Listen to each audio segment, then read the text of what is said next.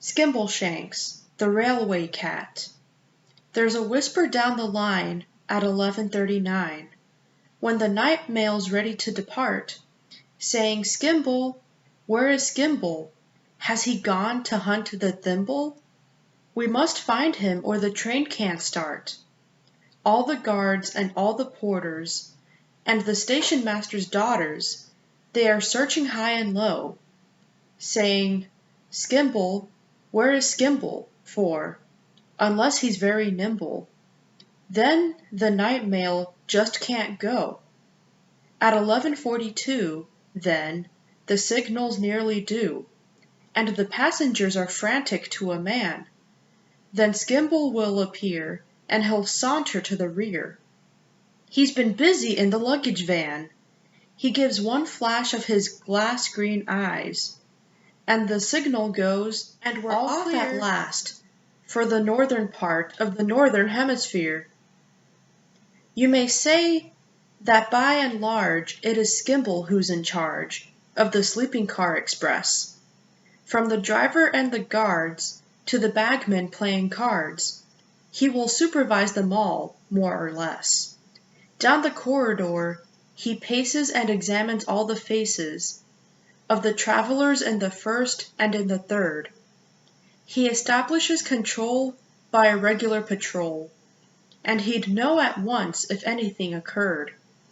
He will watch you without winking, and he's certain that he doesn't approve of hilarity and riot, so the folk are very quiet when Skimble is about and on the move.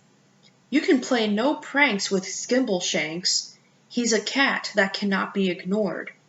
So nothing goes wrong on the northern mail when Skimbleshanks is aboard.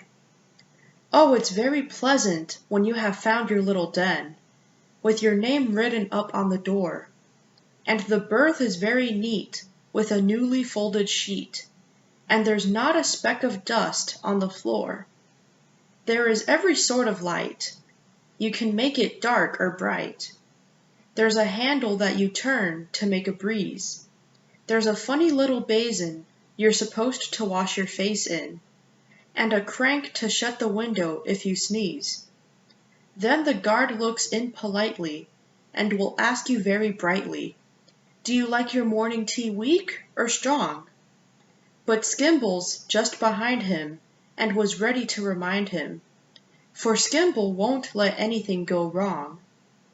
And when you creep into your cozy berth, and pull up the counterpane, you ought to reflect that it's very nice to know that you won't be bothered by mice. You can leave all that to the railway cat, the cat of the railway train. In the watches of the night, he is always fresh and bright. Every now and then he has a cup of tea, with perhaps a drop of scotch, while he's keeping on the watch, only stopping here and there to catch a flea. You were fast asleep at Crewe, and so you never knew that he was walking up and down the station. You were sleeping all the while he was busy at Carlisle, where he greets the station master. But you saw him at Dumfries, where he speaks to the police, if there's anything they ought to know about. When you get to Gallowgate, there you do not have to wait, for Skimbleshanks will help you to get out. He gives you a wave of his long brown tail, which says, "I'll see you again. You'll meet without fail on the midnight mail, the cat of the railway train."